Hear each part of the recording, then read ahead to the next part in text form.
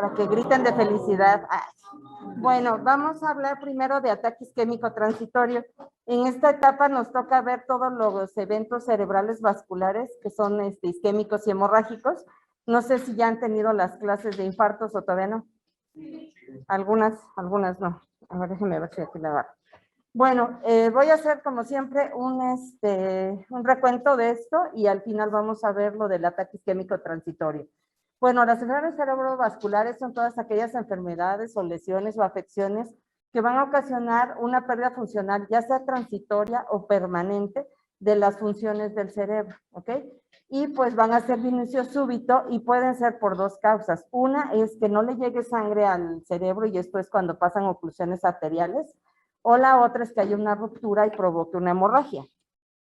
Bueno, para recordar un poquito, porque pues si vamos a hablar de la parte vascular, pues tenemos que recordar dónde están las arterias y obviamente pues también el sistema venoso, pero nos vamos a enfocar ahorita a la parte arterial. Y tenemos que recordar que el flujo sanguíneo va a estar dado por dos arterias principales o dos partes, ¿no? La parte anterior, que va a estar dado por las carótidas, y la parte posterior, que va a estar dado por las vertebrales. Entonces, esa circulación se va a unir a la mitad del cerebro, en la parte de la base, y va a formar lo que se le conoce como el polígono de Willis. Un polígono, pues recuerden que son aquellas formas que tienen varios ángulos. Y entonces, si nosotros estamos viendo, porque aquí me cuesta, ahí, ¿dónde está? Aquí. Si estamos viendo la base del cráneo, esto está viéndolo por abajo, ubíquense, esta es la parte frontal, los temporales, y aquí estaría el cerebelo. Nosotros si nos fijamos en las arterias, que es la parte roja, pues vamos a ver que aquí se forma una forma de un polígono, ¿sí? Que si esto lo trasladamos, perdón, es que me pierdo con la flecha, hacia acá, pues vamos a ver que realmente se forma como si fuera un pentágono, si queremos verle esa forma, ¿no? Entonces vamos a recordar, como les decía, tenemos las carótidas, ¿sí? Entonces las dos carótidas, la carótida es la carótida interna, recuerden que estamos viéndola desde abajo, si ustedes se tocan en el cuello van a sentir sus pulsos y tienen dos carótidas, una derecha y una izquierda, ¿ok? Esa carótida, perdón, es que la flecha, ¿dónde está acá? La carótida, entonces, a nivel de esta base que estamos viendo aquí, se va a dividir en dos. Entonces, en una arteria anterior, cerebral anterior, que sería esto, ¿sí? Que sale aquí, y la cerebral media. Entonces, la parte anterior, pues, va a ir hacia los lóbulos frontales, y la media, pues, la parte parietal temporal, ¿no? Entonces, esta circulación, perdón, es que la flecha, esta circulación va a ser la circulación anterior. Las dos cerebrales anteriores se van a unir aquí por la arteria comunicante. Comunicante, pues es que comunica ambas arterias. Entonces, si se fijan, la arteria cerebral anterior que está aquí y esta se van a unir en esta parte. Este pedacito se llama comunicante anterior. Entonces, repitiendo, la carótida está aquí, se divide en dos, la arteria cerebral anterior, cerebral media. Las dos anteriores se unen por la comunicante anterior. Luego nos vamos a ir a la parte posterior. Aquí vienen las dos arterias vertebrales, como su nombre lo dice, pues vienen entre las vértebras. Cuando llegan al cráneo, se van a juntar y van a formar este tronco único que se llama arteria basilar. La arteria basilar, ¿dónde va a correr?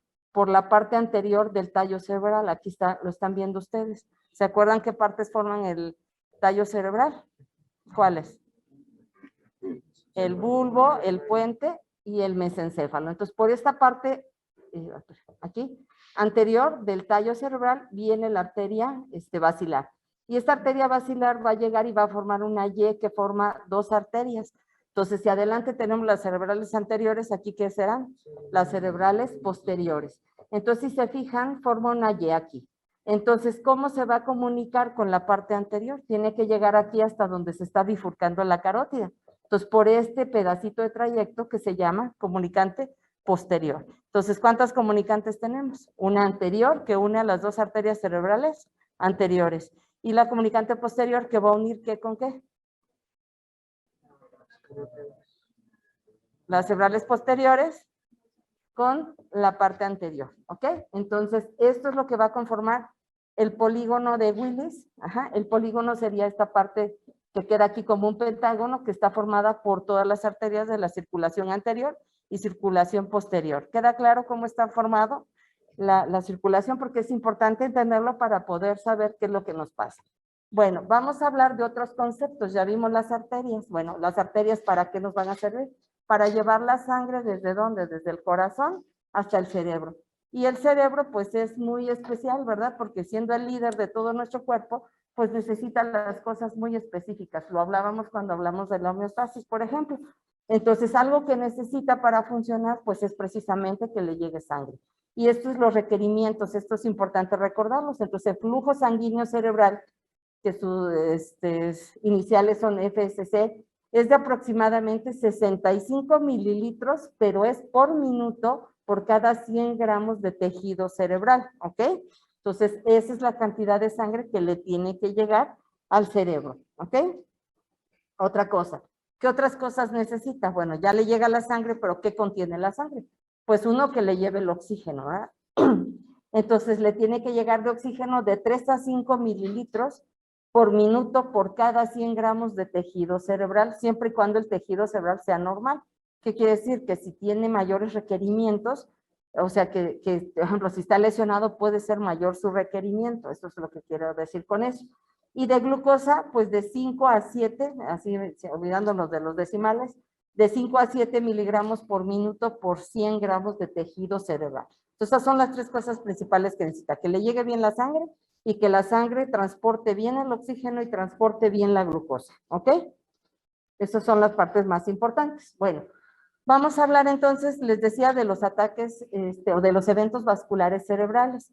¿Qué quiere decir? No es que va a ser una fiesta al cerebro, ¿verdad? Sino cosas que le van a pasar. Entonces, así se conocen. Y estas dos cosas que pueden pasar, uno es que no le llegue la sangre, o la otra es que haya una ruptura o alguna pérdida de la sangre que va en los vasos sanguíneos. Entonces, se divide en dos tipos de eventos vasculares cerebrales: el isquémico y el hemorrágico, ¿sí? Del isquémico tenemos estos tres, ¿sí? Yo solamente les voy a hablar de los accidentes isquémicos transitorios.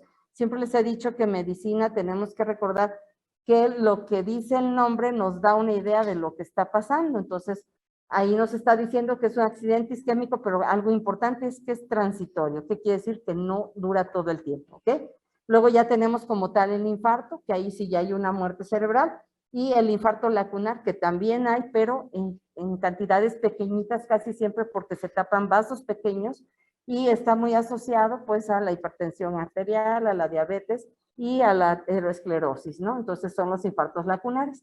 Si nos vamos a la parte hemorrágica, pues cuando vimos trauma, ya vimos, por ejemplo, los hematomas epidurales, subdurales. También hablamos de la hemorragia parenquimatosa y puede haber hemorragia suranoidea.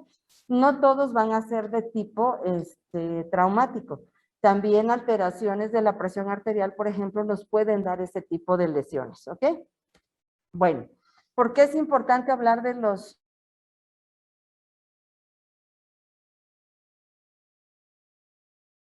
recuperándose, ¿no? Y si lo vemos antes de una hora, el paciente está íntegro. Entonces, nos ha pasado muchas veces que si va, por ejemplo, al centro de salud, ¿no? Cuando están en lugares que no hay hospitales como tal, pues el médico, a lo mejor el médico general lo revisa y le dice, no, pues fue un ataque pues de ansiedad, o tuvo un problema de glucosa, y no se imagina que lo que tiene es un aviso o una alarma de que está fallando ya la circulación cerebral. Por eso es que es importante, ¿ok? Y aquí lo dice. ¿Por qué la importancia de ver este tipo de enfermedades? Bueno, dice ahí, cerca del 40% de los pacientes que tienen un EBC, o sea, una isquemia, han experimentado cuando menos un ataque isquémico transitorio antes. O sea, casi la mitad de los que se infartaron previo tuvieron un ataque isquémico transitorio. Entonces, si ya tuvieron un ataque y no le dimos el tratamiento adecuado, el transitorio se curó y se le quitó, pero el infarto ya no se le va a quitar la sintomatología y va a dejar secuelas permanentes. Por eso es importante. Luego la siguiente. Un tercio de los pacientes que tienen ataque isquémico transitorio, o sea, ubicándonos ahorita, le dio un ataque, dice, van a presentar un infarto en los próximos 5 años. O sea, si ya le dio un ataque isquémico transitorio, puede infartarse dentro de los 5 años. Pero fíjense, de esas personas, que es un tercio, 20% va a ocurrir en el primer mes. O sea, le dio ahorita y en un mes esperamos que le dé un infarto si no le damos el tratamiento adecuado. O puede ocurrir 50% dentro del primer año. ¿sí? Entonces, es muy importante darle el seguimiento a este tipo de enfermedad. Cuando un ataque isquémico es causado por la estrechez de la carótida, ¿sí? De 70% mayor, ahorita vamos a ver cómo se ven los estudios, el riesgo de que haya un infarto en los primeros 2 años es de hasta el 40%, ¿sí? Entonces, por eso es importante que cuando esto pase, aunque el paciente se haya recuperado, tenemos que hacer los estudios de qué es lo que está pasando, ¿ok? ¿Cómo vamos a hacer el diagnóstico? Bueno, como en toda enfermedad, lo importante es hacer una historia clínica adecuada, o sea, para saber primero los factores de riesgo que vimos, o sea, si es alcohólico, si tiene tabaquismo, si ha padecido o tiene familia que tenga alteraciones de los lípidos, ¿no? Luego vamos a hacer el examen físico buscando realmente qué sintomatología primero tuvo, ¿no? Y actualmente qué queda, si hay alguna secuela todavía. Y, por ejemplo, cuando nosotros usamos el estetoscopio y lo ponemos en el cuello, podemos escuchar, por ejemplo, algún ruido que nos avise. Si hay una estenosis, es como cuando ustedes tienen una manguera. Si la tienen así regando normal, pues no hace ruido, pero si le ponen el dedo y obstruyen el agua, se va a escuchar el ruido más fuerte, ¿no? De cómo pasa el agua por la manguera. Pues igual aquí. Pues cuando hay una estrechez, nosotros vamos a escuchar un soplo, como si silbara cuando pasa la sangre a través de esa estrechez, y lo podemos escuchar aquí en el cuello, ¿no? ¿Qué estudios le podemos hacer? Bueno, pues hay que hacer un electrocardiograma, porque pues ¿de dónde viene la sangre? Del corazón. Hay que saber si el corazón está bien, si las arterias están bien. Podemos hacer el ultrasonido Doppler, ahorita vamos a ver, que es un estudio que no es invasivo y que nos va a dejar ver los vasos sanguíneos. Podemos hacer tomografía y resonancia magnética, uno para ver si ya tuvo el ataque, aunque se haya recuperado, bueno, ver si tuvo o no tuvo infarto, ¿no? Para hacer la diferencia entre una isquemia ya bien puesta y un ataque isquémico transitorio. Y la otra, pues podemos ver con medios de contraste cómo se ven los vasos sanguíneos, ¿sí? Podemos hacer la angiotac, ahorita vamos a ver algunos ejemplos, angioresonancia y angiografía. Todos esos tres son estudios que nos van a pintar los vasos sanguíneos, pero unos son invasivos y otros no tanto, ¿ok? Bueno, aquí nos habíamos enfocado en la parte de la circulación, pues ya de que estábamos en las carótidas, pero aquí les puse un ejemplo para que nos podamos imaginar cuando vemos los estudios de las angiografías, la angiotac y la angioresonancia, pues esto que estamos viendo, o sea, desde la salida de la sangre desde el corazón. Entonces, si recordamos, pues va a estar el callado aórtico, ahí está el nombre, déjenme si encuentro la flecha, aquí, callado aórtico, y pues vamos a ver el nacimiento de las subclavias, ajá. Las subclavias, como su nombre dice, son arterias que van debajo de ¿quién? ¿De quién? De la clavícula, ajá. Entonces, aquí estamos. Entonces, si las ven ahí de frente, pues va a salir, espérenme si encuentro la flecha, ay, Dios santo, las arterias subclavias, ¿sí? Pero lo que nos vamos a fijar es el nacimiento de la carótida primitiva o común, ajá. Entonces, tenemos, déjenme encuentro la flecha, perdón. La carótida, entonces, tenemos la derecha y tenemos la izquierda, ¿sí? Entonces, ambas van a venir la sangre, pues, del callado aórtico, pero fíjense bien, una nace directo del callado, aquí, ¿sí? Una nace directo del callado y la otra nace ¿de dónde?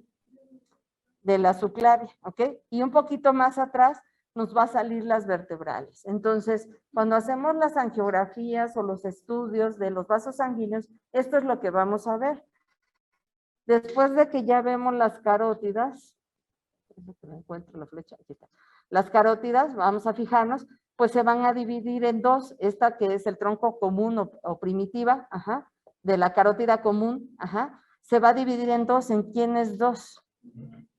Aquí está, en una carótida interna y una externa, como su nombre dice, una está por dentro y la otra está por fuera. ¿Quién nos va a dar la circulación del cerebro? Ajá, entonces la de adentro. Entonces, pero pues finalmente las dos van a la cabeza y las vamos a ver, ¿ok? Bueno, entonces esto es lo que tenemos que recordar. Y ya arriba nos acordamos del primer dibujo que les enseñé, de cómo la carótida interna se divide, dijimos, en las dos cerebrales anterior y media, y se comunican las dos anteriores y luego se comunican con la parte vertebral, ¿ok? Entonces estos son los dos dibujos importantes que vamos a recordar. Bueno, entonces ya nos llegó a nuestro paciente, tuvo un ataque isquémico transitorio, a lo mejor todavía no le hemos hecho tomografía para saber si fue isquémico transitorio, que dijimos que se tuvo que haber recuperado pero que por imagen, o sea, me refiero, le hacemos una tomografía o una resonancia y no debe tener infarto. Esa es la única diferencia, ¿ok? Pero nosotros le mandamos a hacer un estudio para saber, pues, cómo está la circulación, si tiene tapones, ¿ok? En los vasos sanguíneos que vimos anteriores. Bueno, este es un estudio que es no invasivo, es un ultrasonido. Algunos de ustedes a lo mejor le habrán hecho un ultrasonido o habrán visto. Pues el más frecuente es el ginecológico, por ejemplo, cuando las mamás van a tener bebé, pues ya han visto que simplemente es un transductor que lo ponen encima de la piel y podemos ver la parte interior, pero pues realmente no les estamos inyectando nada, no estamos invadiendo nada. Es un equipo que se puede llevar, trasladar, porque son pequeños, lo podemos llevar hasta la cama del paciente, ¿no? No es igual que tener que llevar al paciente al área donde se va a hacer la imagen. Entonces pues es más accesible. Aquí, ¿qué imágenes nos van a servir?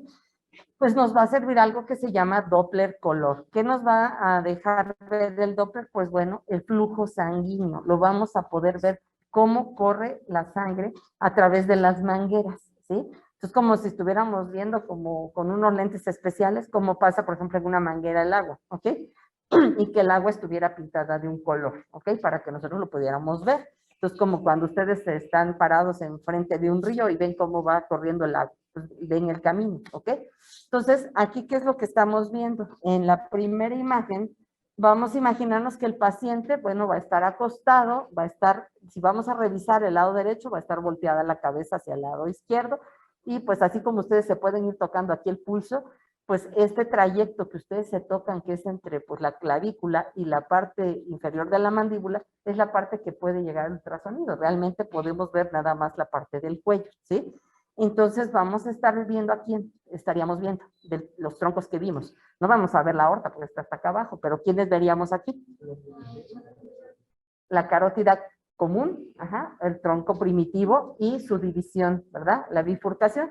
Entonces ahí lo estamos viendo, nada más que imagínense lo que estamos viendo acostado, no parado como estaba en las fotos. Entonces en el primero, allí en la parte amarilla, aquí, entonces esta parte que se imaginan que es el tronco común. Y luego se divide, como dijimos, en la carótida, ¿qué? Interna y externa.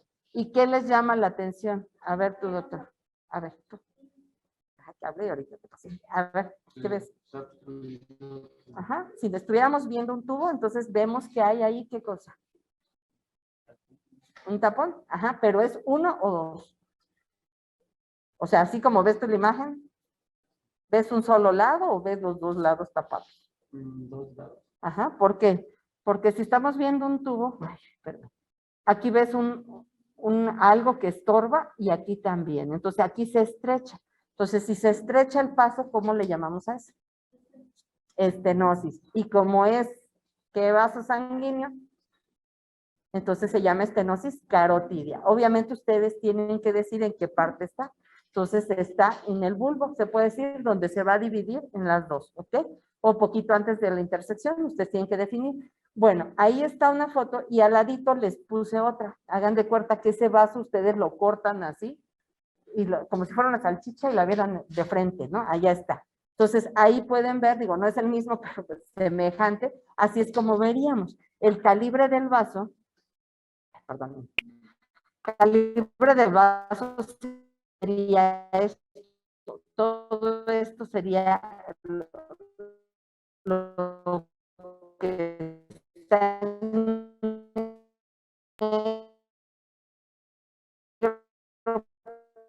es el calvazo, el tubo, y todo lo que está aquí es lo que está hecho. Las placáramos si estuvieran aguadas o calcificaron. Entonces, si están calcificadas, ¿creen que sea fácil de mover o no? No. Ahora, cuando una placa es blanda y está corriendo el agua, ¿qué creen que les pasa? ¿Se puede qué? Desprender o romper. Entonces, si nosotros vemos un hueco ahí que le falta un cachito, decimos que está ulcerada. ¿Y qué sería el riesgo de que esté ulcerada? Exacto. El pedacito que se fue, pues el flujo sanguíneo se lo va a llevar, así como llevarse un pedazo de una roca y a ver dónde se atora. Entonces, dependiendo que se atore, si se va a unos vasos chiquititos, Entonces, si es el más chiquitito, que es casi como un cabello, pues ahí es donde se van a formar, por ejemplo, los infartos lacunarios, porque va a tapar un cachito pequeño. Pero ¿qué tal si nos tapa la arteria cerebral media, la anterior, o la comunicante, o cualquiera de ellas? Pues va a dejar un infarto ya más grande, ¿sí? Entonces, sí se lo están imaginando. Depende, es como si tuvieran un sistema de riego. Se nos tapa la manguera grande o se nos tapan los pedacitos, ¿no? Entonces, dependiendo del cachito que se nos tape, será el pedacito que fuera de un pasto que va a estar sin irrigación. Entonces, ustedes podrían ver todo el campo verde y un pedacito amarillo y dirían, pues ahí no le está llegando agua, ¿ok? Entonces, así igual lo veríamos en el cerebro, en una foto. Entonces, ahí están las placas de ateroma. El mismo ejemplo, lo único, aquí abajo, es que si se fijan, bueno, este es el tronco común y esta es una parte de la carótida. Estamos viendo lo mismo, que está tapado, pero fíjense, el flujo está en azul, tendría que pasar hacia acá. Si se está regresando, ¿qué está haciendo? Como que se regresa, como que regurgitara, ¿no? Entonces, pasa el líquido y por la misma estenosis que tiene, como que se regresa. Entonces, ahí está regurgitando o regresando un poco del flujo, ¿ok? Y eso lo podemos ver inmediatamente con un ultrasonido en la cama del paciente, ¿ok? Bueno, nos vamos a otros estudios. Lo primero, pues, como les dije, es ataque isquémico transitorio. Bueno, eso pensamos. Lo tenemos que pasar a hacer un estudio de imagen, ¿sí? El estudio que sería más efectivo para ver un infarto, ¿cuál sería? Depende del horario. Ajá. Entonces, dentro de las primeras 6 horas, la tomografía nos puede, o sea, más bien, pasando ya por lo menos 4 horas, la tomografía sí nos puede evidenciar un infarto. Pero en los primeros momentos a veces no se ve y es más efectiva la resonancia, ¿ok? Entonces, si estamos en un corto tiempo, por ejemplo, que decimos un ataque isquémico y es en una hora, pues lo ideal sería hacerle una resonancia, aparte de que podemos hacer, no sé si ya vieron con el doctor Amada esta parte, creo que todavía no, donde pueden hacer secuencias de perfusión, o sea, qué tanto le llega de agua, ¿sí? Y cómo se difunde, o sea, cómo se riega, ¿ok? Entonces, esas cosas las podemos ver en la resonancia, en la tomografía, ¿no? Pero bueno, es más fácil tener una tomografía que una resonancia, ¿no? Entonces, la tomografía, si nosotros le tomamos y por lo menos no vemos áreas que se vean casi negras, entonces pues pensamos, pues no tiene infarto, pero tendríamos que repetirle una al otro día para ver si de verdad no tuvo un infarto, ¿ok? Ahora, aquí les estoy mostrando una tomografía porque en teoría tiene que salir normal, o sea, así, bien, sin nada. Pero aquí que llama la atención, les voy a decir, la primera foto que está aquí es una tomografía simple, o sea, no tiene contraste. ¿Y qué es lo que nos llama la atención? ¿Alguien que quiera, que levante la mano o que me quiera decir algo? ¿Qué les llama la atención? De hecho, tiene unas flechitas ahí, si las alcanzan a ver. ¿Quieres participar? A ver. ¿Esa línea blanca? Ajá. ¿Qué sería para ti esa línea blanca? ¿En qué sentido? ¿Eh? ¿En qué sentido?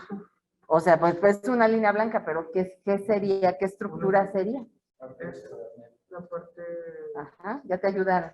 Te dijeron, arteria cerebral media. Bueno, aquí primero te voy a orientar un poquito. Estamos haciendo un corte como la base que les enseñé, nada más que ahora lo estamos viendo como si estuviera desde abajo igual. Y entonces vemos el espacio. Aquí, miren, ¿qué se dibuja aquí? Este espacio, ¿qué parecería? Como el polígono, nada más que no vemos el polígono. ¿Por qué? Pues porque no tiene contraste.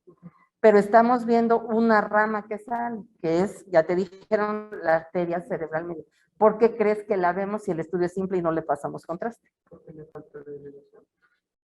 Le falta la irrigación, pero ¿por qué le falta? Por la encía. Ajá, pero sí, ¿qué tendría que estarle pasando a esa arteria para que yo la vea, a pesar de que no le esté pasando la sangre? ¿Está hipo o hiperdensa? ¿Hipo o hiper? Hiper. Entonces tiene mayor densidad. ¿Por qué tiene mayor densidad la arteria cerebral media? ¿Obstruida con qué? Si tuviera una placa sería un pedacito, ajá, y verías nada más y lo demás lo verías. Pero aquí la estamos viendo toda tapada. Entonces, ¿qué le está pasando? Toda, completa está tapada, pero ¿por qué estaría tapada? Un coágulo, ajá, un trombo. Entonces, ahí ese es un signo patognomónico de que está tapado todo, ajá, tiene una trombosis de toda la arteria cerebral media. Ahora dirían, bueno, pero no se está infartando. ¿Por qué no se está infartando?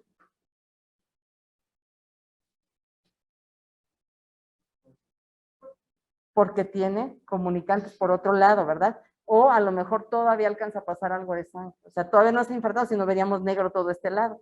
Pero ese es un signo que nos está diciendo que hay problemas de tapones, ¿sí? Entonces, si ustedes ven en un estudio simple esto, se llama así arteria cerebral densa.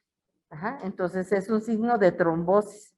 Entonces, eso ya nos marca una cosa de alarma, ¿sí? ¿Ok? Nos pasamos a la otra, bueno, está más difícil, también es tomografía, pero son reconstrucciones. ¿De qué estaremos viendo ahí? ¿Ustedes qué se imaginan que es aquello?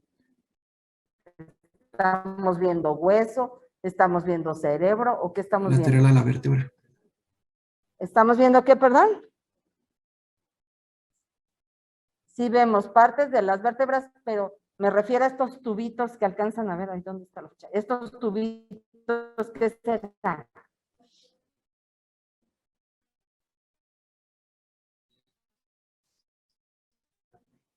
Ajá, ahí sacas dos. Ahora, fíjense aquí, el tronco se ve amplio, ¿verdad?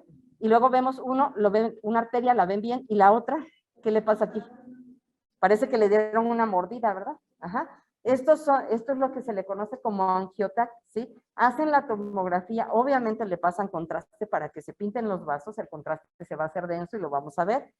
Y luego le borran todo, ajá, y dejan solamente los vasos sanguíneos. Eso pues es por un software especial, así como ustedes cuando están, pues no sé, como el Photoshop, le quitan, les pueden cambiar el cabello, así, aquí igual, ¿no? Entonces aquí le quitan todo y dejan los puros vasos sanguíneos, que fueron pintados, las mangueras, con un contraste, ¿no? Entonces se le pasa contraste, que generalmente es yodo, y pues nosotros lo que alcanzamos a ver aquí, ¿sí? Es que tiene como una mordida, ¿sí ven? Entonces, aquí está la placa y lo único que pasa de sangre, vean, es este cachito. Si nosotros estuviéramos viendo el tubo así, sin medirlo, porque hay que medir cuánto mide y sacar los porcentajes, ¿ustedes cuánto calculan que está tapado allí? Así al más o menos. Pues como por lo menos de 80, ¿no? 85 más o menos, ¿sí? O sea, mínimo 80 está tapado. Entonces, es una estenosis importante, ¿ok? Digo, para saber exacto tendrían que medir cuánto mide arriba y luego medir la otra parte proporcional por regla de 3, sacar a cuánto corresponde, ¿ok? Pero así más o menos. Bueno, estos dos estudios, del lado, bueno, estando así como están ustedes, del lado izquierdo, son reconstrucciones, pero ya no es tomografía, esta es resonancia. Es lo mismo, hacemos una resonancia, le pasamos contraste, el contraste en la resonancia se llama gadolinio, ajá. Le pintamos los vasos sanguíneos, se le inyectan aquí por la vena como si fuera un suero, se pasan y se toman las secuencias en el momento que se está pasando, se está pintando la sangre. Y lo mismo, podemos ver la carótida común, su división, y miren aquí, ¿qué pasa? Igual, está estrecho, está como si tuviera dos deditos presionando la manguera, ¿verdad? Y aquí lo mismo, ¿sí ven? Y aquí, por ejemplo, les puse cómo lo podemos medir, cómo se estrecha, ¿no? Y con esto sacar qué tanta cantidad está de estrecho. Bueno, estos estudios son invasivos un poquito porque pues sí ya le tuvimos que inyectar aquí una vena, o sea, como ponerle un suero y pasarle contraste y le estamos inyectando algo. Es medio invasivo, se puede decir. Pero el más invasivo, ¿cuál sería? Y el estándar de oro se puede decir para los tratamientos, es el que está al final. Ese se llama angiografía cerebral. Y si hacemos de todos los vasos sanguíneos, se llama panangiografía, o sea, de todo completo, panangiografía cerebral, ¿ok? Entonces aquí ya es más selectivo. ¿Aquí qué se hace? Pues entra por las arterias, aquí en la pierna, ¿sí? Y se llega hasta el corazón, se sube por la parte del callado aórtico, se va por la arteria del tronco común de la carótida primitiva, y ahí inyectan el contraste directo ya en la manguera, ¿ok? Y entonces pintan y pues ya pueden ir siendo selectivos según como vayan subiendo el catéter, que es como si fuera un alambrito, así como los plomeros cuando meten alambres para cablear, ¿no? Entonces, o para limpiar las tuberías, así aquí. Entonces, por medio de esos cablecitos, podemos ir viendo y le van disparando un poco de contraste y van tomando se puede decir como la foto o la radiografía, y se va viendo así. Y podemos llegar a cualquier parte del tronco por dentro, de toda la vascularidad. Entonces, lo mismo, ahí cuando le inyectan, pues estamos viendo cómo se estenosa la arteria, ¿ok? Entonces, y bueno, normalmente cuando vamos a hacer estudios por infarto, por ataque isquémico transitorio, está diciendo que hay ecografía y la resonancia, y realmente con esos dos podemos hacer el diagnóstico. Y el otro actualmente se está dejando para el momento del tratamiento. Ahorita vamos a ver cómo se hace, ¿ok? Bueno, ¿con qué cosas tenemos que diferenciar un ataque isquémico transitorio? Bueno, con convulsiones, hay convulsiones que presentan parálisis. Hay una que se llama de TOD, TODD. Entonces, ¿eso qué quiere decir? Que el paciente convulsiona y, por ejemplo, se queda un rato paralizado, ¿sí? De alguna parte de su cuerpo. Entonces, cuando eso pasa, pues tenemos que diferenciar, bueno, ¿se está infartando o tiene una convulsión con parálisis? Obviamente, esta se va a acompañar de movimientos agregados, entonces eso es un diagnóstico diferencial. Puede haber, por ejemplo, las migrañas con aura. Hay auras, por ejemplo, usted le pregunta al paciente, a veces puede llegar y decir, no, pues es que me quedé un ratito ciego, no veía, o veo lucecitas, entonces, pero cuando el paciente se puede quedar un ratito sin visión, podemos confundirlo con un ataque isquémico transitorio, entonces hay que tomarlo en cuenta. Personas que tengan alteraciones metabólicas, por ejemplo, puede ser que tenga una hipoglicemia importante, que pueda, por ejemplo, desmayarse y no tiene un problema de ataque isquémico transitorio o isquémico cerebral. Anormalidades estructurales, que algo que impida que la sangre llegue bien al cerebro, entonces pues hay que diferenciarlo porque ahí el problema no, a lo mejor no está en el vaso, sino puede tener, por ejemplo, un problema cervical, ¿no? Que tenga alguna alteración, por ejemplo, los que tienen artritis reumatoide y a veces no deja pasar bien la sangre, pero no porque esté mal el vaso, sino el hueso está mal, ¿ok? Y pues otra es los ataques psiquiátricos, ¿no? Entonces pueden también aparentar ataque isquémico transitorio, ¿ok?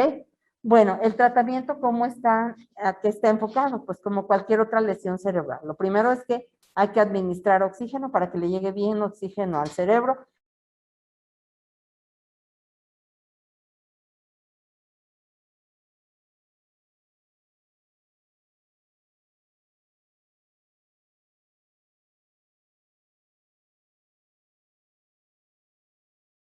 Buena cantidad de glucosa, ni que esté baja ni que esté alta, entonces que esté en los rangos adecuados, ¿no? Entonces, esas partes las tenemos que mantener bien, porque si, por ejemplo, está teniendo un ataque isquémico transitorio, lo manejamos con una presión muy baja, a lo mejor pues no va a alcanzar a pasar la sangre si hay una estenosis, entonces no puede ir tampoco la presión tan baja.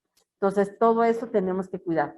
Y también identificar los factores de riesgo cuando le hacemos la historia clínica para corregirlos, ¿no? Si el paciente sigue fumando, sigue con alcoholismo, no se cuida su diabetes, su presión alta y tiene alteraciones de los lípidos, seguro va a pasar de un ataque isquémico transitorio, decíamos, a un infarto, que eso ya es permanente.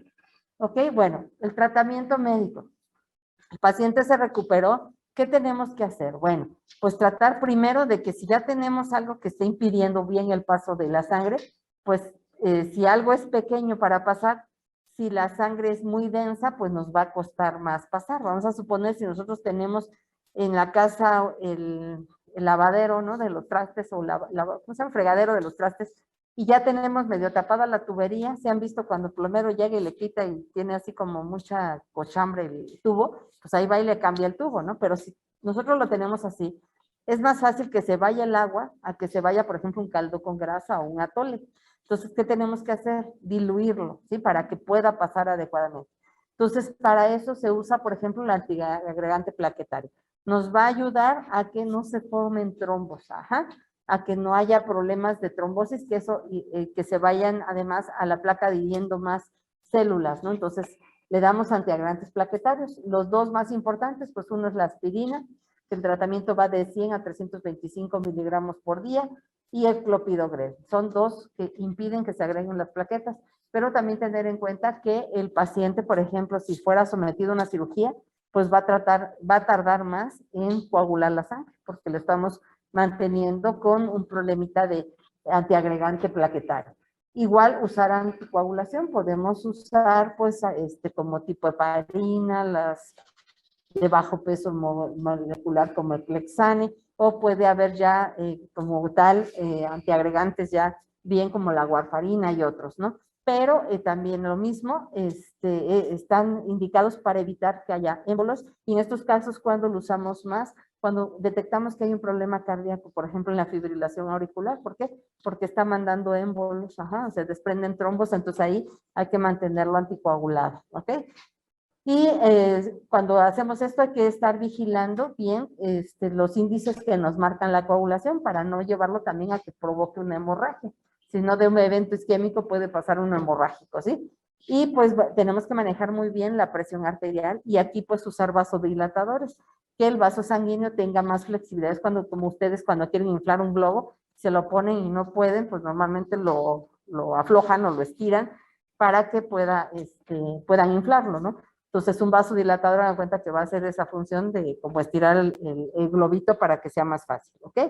Bueno, ya cuando nosotros hacemos el diagnóstico de que tenemos placas de ateroma, existen dos tipos de tratamiento. Uno es quitar la placa y a eso se le llama endarterectomía, pero tenemos que abrir el vaso sanguíneo y como limpiar y sacar la placa y volver a cerrar.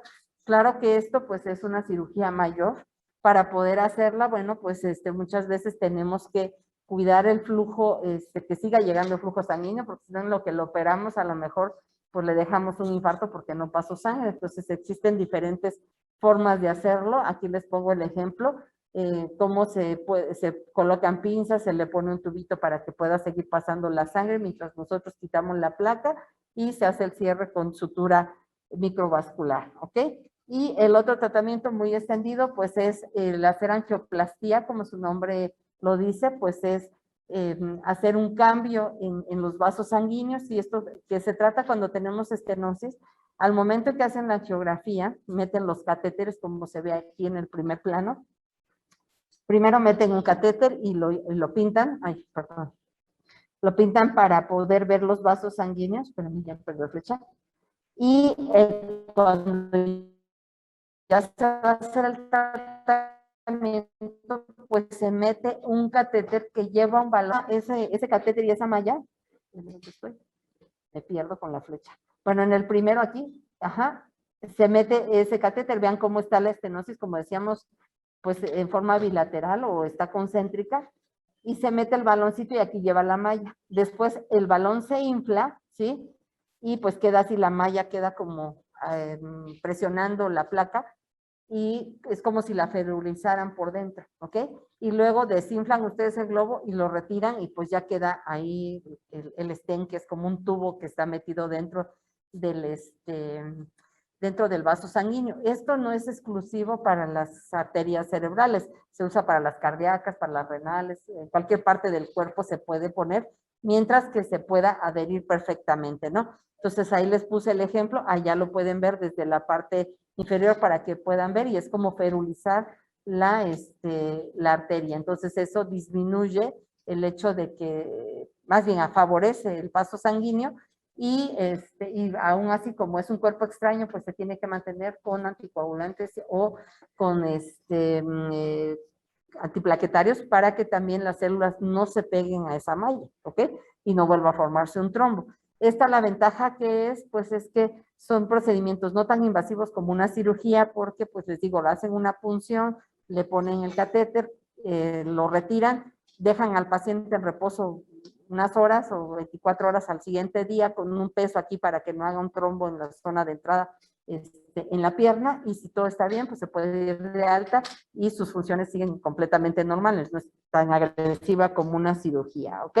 Pues con esto termino el tratamiento. ¿Hay alguna duda? Este tema es cortito porque realmente lo único más importante que tienen que recordar es que cuando tengamos un evento transitorio hay que tenerlo como un foco de alarma. Si ustedes actúan en ese momento, le pueden salvar de una secuela permanente al paciente o hasta de la muerte. Entonces, siempre recordar que si un paciente tiene datos neurológicos que se quitaron en menos de una hora, pues hay que descartar que no haya sido por una causa isquémica, que se puede tratar a tiempo, ¿ok?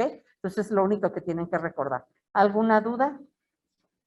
¿No? Descansan un momentito y seguimos con el siguiente tema, que es muerte cerebral. ¿Alguna duda en los que están en casa? No soy yo. No, doctora, gracias. No, doctora.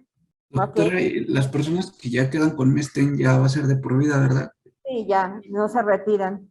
Y tienen algunas, pues, indicaciones de cosas que no hagan o cosas así. No tanto eso, más bien es la vigilancia para que el estén no se trombose. Como les decía, normalmente los pacientes ya se van a quedar con agregantes o anticoagulantes en forma permanente bajo vigilancia para que no sangre. Ok, te ibas a preguntar algo, perdón. Sí, los datos, o sea, focales, ¿no? Puede presentar hemiparesia, puede presentar parálisis facial, alguna alteración de nervios, los nervios oculares, la ceguera, o sea, maurosis se llama. Entonces, es momentáneo. Por eso es la diferencia con la de la señora, ¿no? Pero normalmente no se acompaña de dolor de cabeza, porque no hay algo que afecte a la presión. Pero si te dice, pero quieres ir un rato y tiene dolor de cabeza y ha sido